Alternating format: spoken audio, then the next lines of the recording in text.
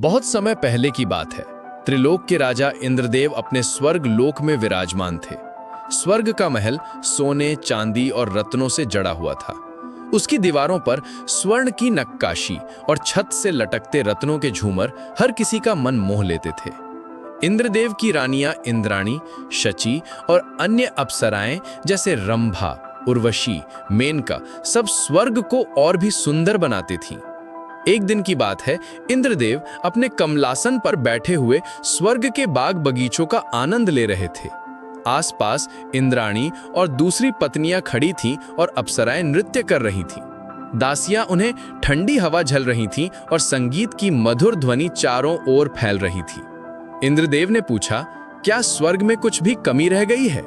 इंद्राणी मुस्कुराई और बोली, स्वामी, यहाँ सब कुछ है। सुख, सुंदरता, संगीत, भोजन, फूलों की खुशबू। बस एक चीज की कमी है, ज्ञान और भक्ति की चर्चा। इंद्रदेव ने सिर हिलाया और बोले, तुम बिल्कुल सही कह रही हो।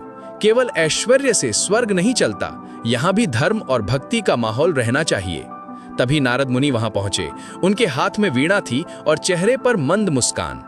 उन्होंने इंद्रदेव की बात सुनी और बोले, है देवराज, अगर आप चाहें तो मैं हर सप्ताह स्वर्ग में आकर धर्म, भक्ति और ज्ञान की कथा सुनाया करूंगा। इंद्रदेव प्रसन्न हुए और बोले, नारद जी, इससे बड़ा सौभाग्य और क्या होगा? कृपया आज से ही आरंभ करें।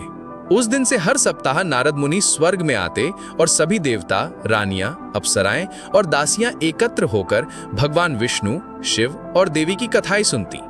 अप्सराएं अब केवल नृत्य नहीं करती थीं, वे भजन भी गाती थीं। रानियां धर्म के बारे में चर्चा करती और दासियां भी उन्हें ध्यानपूर्वक सुनती थीं। धीरे धीरे स्वर्ग और भी पावन और दिव्य हो गया।